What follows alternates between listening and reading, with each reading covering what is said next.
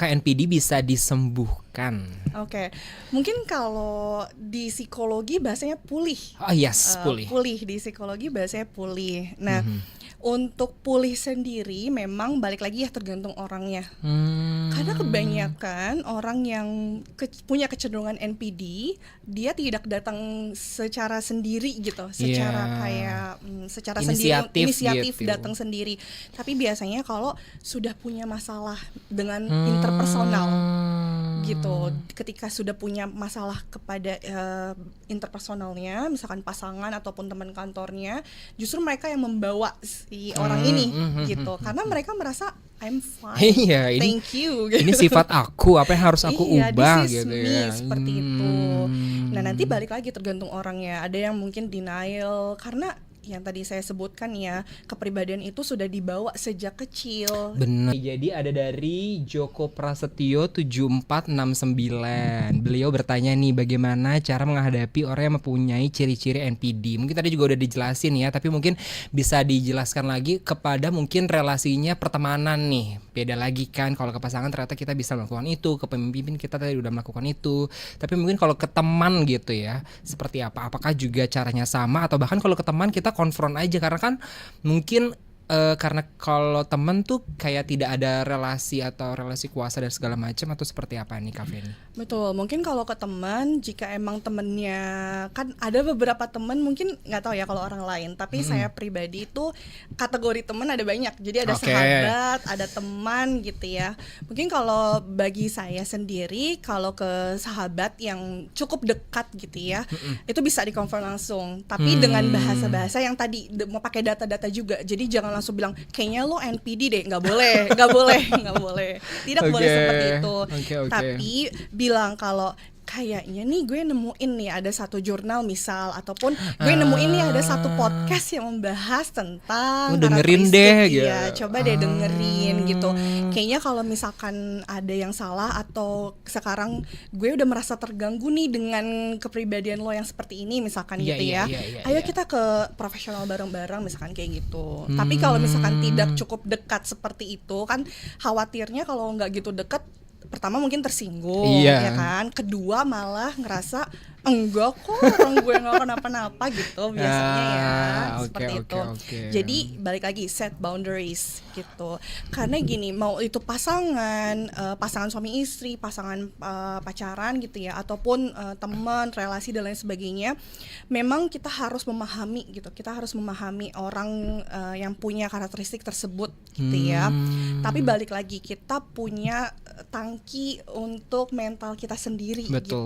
Jadi jangan terus-terusan untuk memahami dan menerima orang lain, tapi kitanya sendiri ngerasa kelelahan gitu. Tidak boleh seperti itu. Jadi kalau dirasa sudah oke, saya sudah cukup memahami Anda, saya sudah cukup menerima Anda, tapi this is too much for me.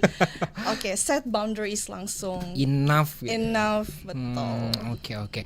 Aku jadi penasaran sebenarnya, apakah kalau ya udahlah, kalau kita ngomongin sampai ke NPD gitu, udah sampai the level terdiagnos gitu, terdiagnos NPD, apakah NPD ini menular? Bisa nggak sih atau enggak? Kalau misalnya mungkin karakter kitanya sendiri sudah kuat dengan karakter kita yang tidak ada kecenderungan terhadap NPD, atau apa bisa karena mungkin kita menjalin relasi yang hubungan mungkin kalau in relationship gitu yang cukup panjang dengan orang tersebut, possible nggak sih sifat atau narsistiknya kita levelnya jadi naik gara-gara orang tersebut gitu?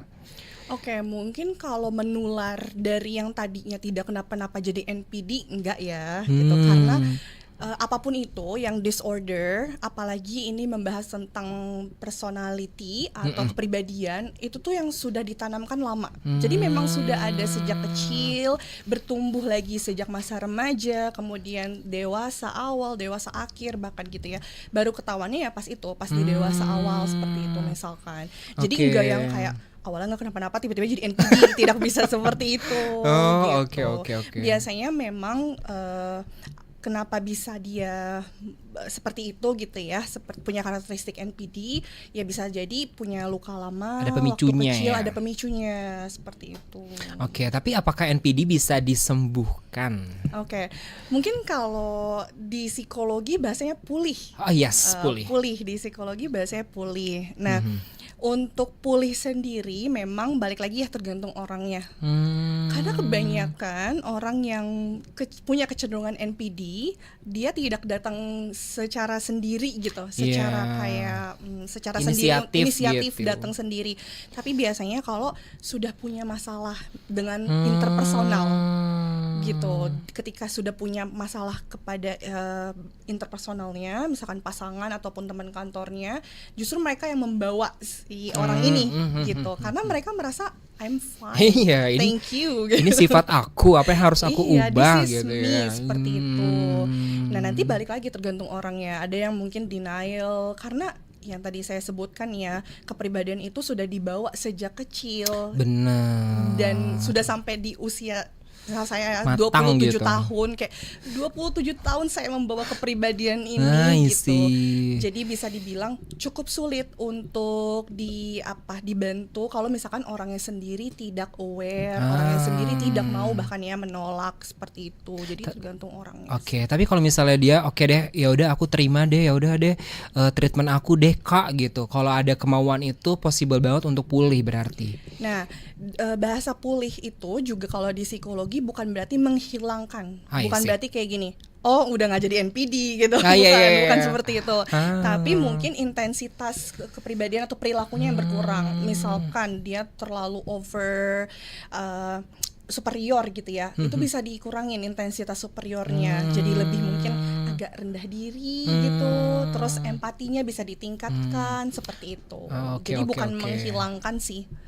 Bukan menghilangkan tapi mengurangi intensitas. Oke, baik. Jadi kalau misalnya nih kan ada kadang istilah ya, misalnya gini deh dalam in relationship gitu ya, oh gue tahu nih pasangan gue punya kecenderungan NPD gitu ya, terus kayak aku akan mengubahmu gitu. Serasa Power Ranger gitu ya. Ya udah deh sama aku aja, nanti kita berobat jalan bersama-sama gitu. Berarti kalau misalnya ada upaya dari si orangnya tersebut gitu ya yang punya kecenderungan, is possible tuh menurunkan level dari sifat atau karakter NPD-nya gitu ya. Jadi nggak benar-benar nggak bisa berubah 100%. Kalau kita ngomongin personality begitu ya.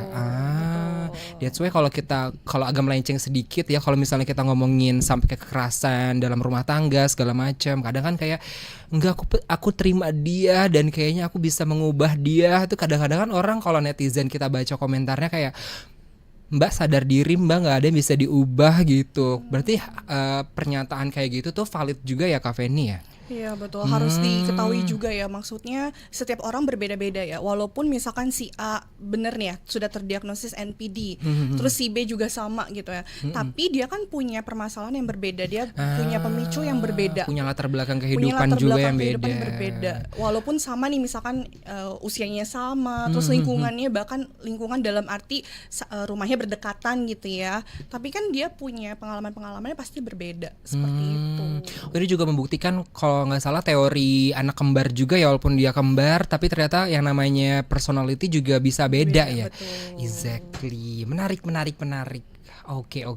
Nah kalau kita ngomongin NPD dan rasa kayak gitu kan, kayak superior dan segala macam, mungkin itu akan juga nggak jauh-jauh dari yang namanya overthinking. Sebenarnya nggak, itu dua hal yang berbeda ya kan. Tapi kalau kita ngomongin overthinking, kayaknya Gen Z juga hari-hari begadang ya, kayak tidur jam 5 tuh kayak apa yang dipikirin, kayak dunia ini tuh semua dia pikirin gitu kan. Apalagi mungkin kalau tadi kita udah bahas yang namanya achievement tuh kayak menghantui gitu ya kan.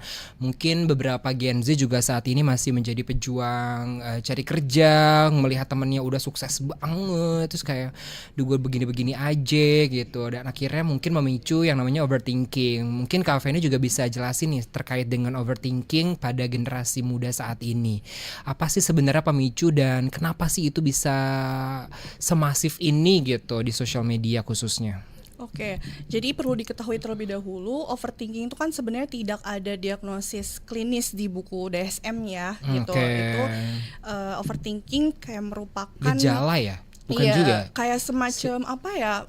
Kalau sekarang tuh banyak banget sebutan Iya. yang kayak overthinking, terus crab mentality. Pokoknya banyak banget sebutan yang saya rasa gini, kayaknya S1 nggak ada deh itu. Kayak ketika S1 pas